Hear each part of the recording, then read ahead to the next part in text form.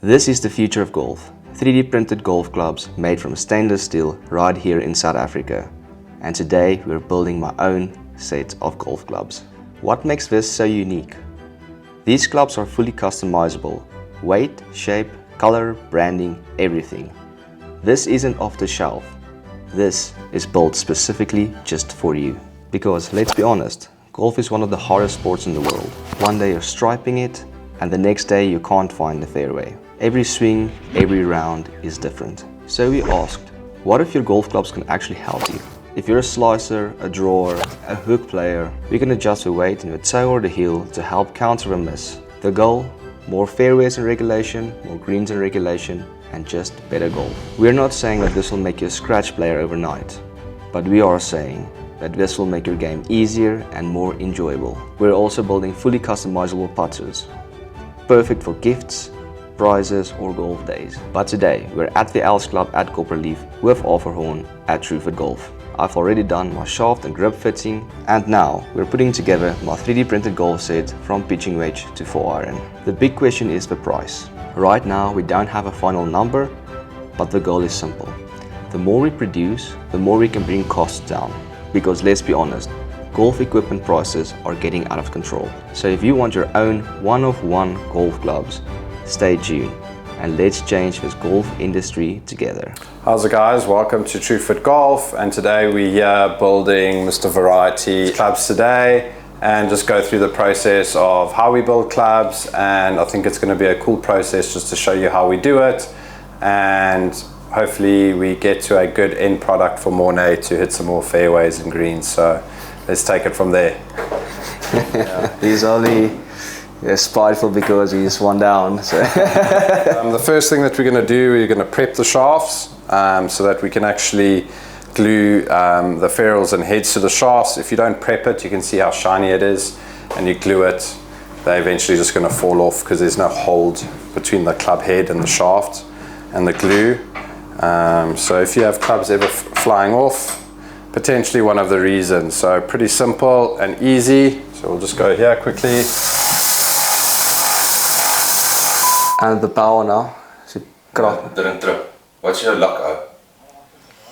is it off? Yeah. Yeah. Lekker. Jou luck, Mornay. And I know your gat's yakking. Yeah. A few moments later. Part 2 at building Mr. Variety's golf clubs.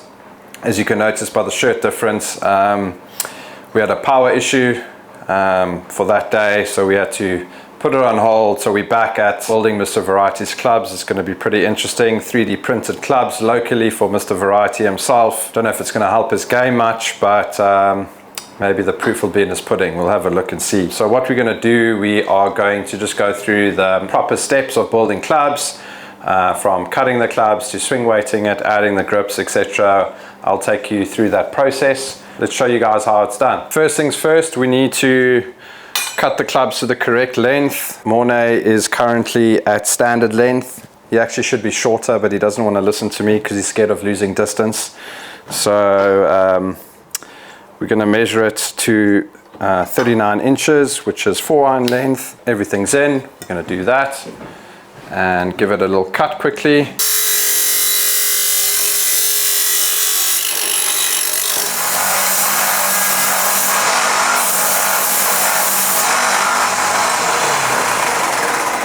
So let's just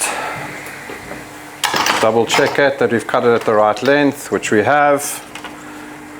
Then obviously the club's not glued in, right? Because you can't do that because we've got to check for swing weight first. So it's got the Project X 6.0 LZ 120 grams. He should be in a 6.5, but he's a bang average golfer, so we've got a stiff for him just to keep the forgiveness in the golf clubs, if that makes sense.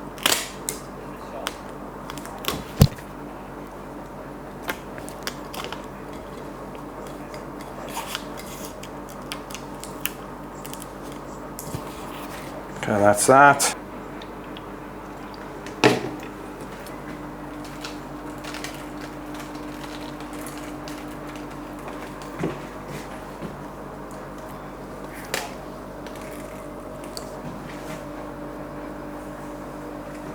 Okay, grip is on. Give it a bit bit of a clean, put the forehand back in. Let's have a look at the grip. So make sure it's straight. Okay, grip is straight. What we are going to do, we're going to have a check at swing weight, which is really, really important in the process of building a club.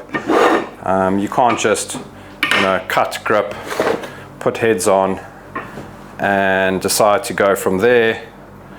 So right now,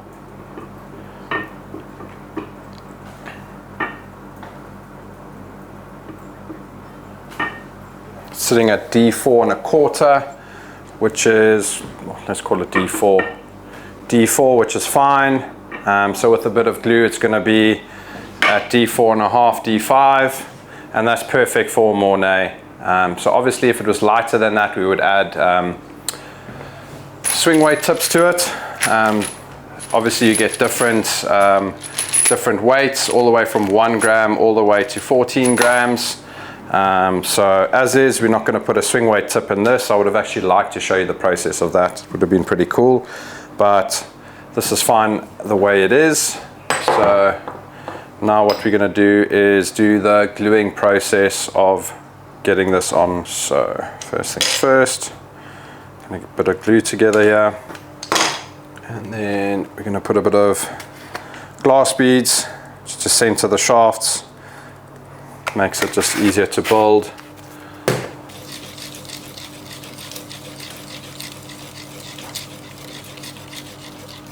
Okay. And the tricky part is getting the glue with my shaking. Then we're gonna get this in here, just like so. Just clean this up a little bit. Just got to center the shaft to the logo, which is good.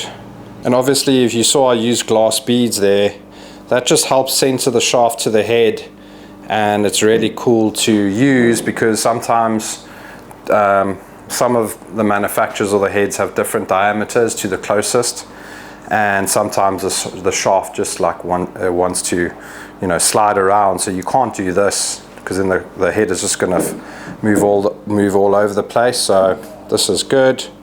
Grip is straight, and now we put that down there and we move over to the next club, and the process stays the same.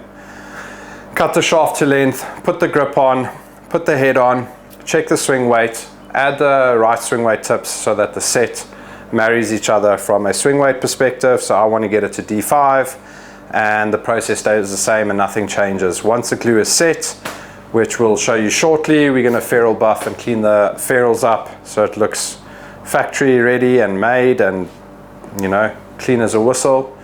And as simple as that. Looks pretty easy and basic, which it really is, but you've got to follow those guidelines. You can't just cut and paste and go, because at the end of the day the swing weights are going to be all over the place. So you've got to go through that process, and as simple as that. So right guys, everything's attached and glued and ready to be ferrule buffed.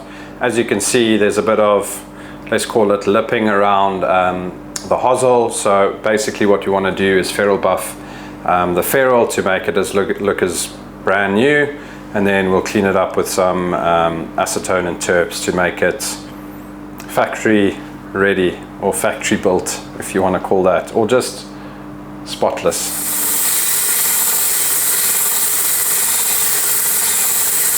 Okay, so the ferrule is buffed. There's no more edging around that hosel. A lot of people out there just use like a paper towel, like rolled paper towel.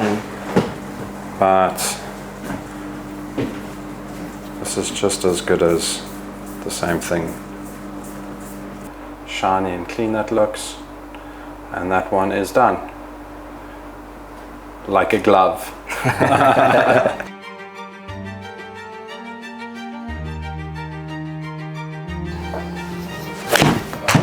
Oh my goodness. But that's the number I want. That feels really good. I like the shape as well. The thing is also, you can see I'm hitting 5 shots with my old clubs because I've got that 1 or 2 misses. With my new clubs, I'm only hitting 3. Let's let him hit 1. Mr. Variety Clubs. Yeah. What is this? Slip shot? Deflect. Feels so smooth. Oh my goodness. What?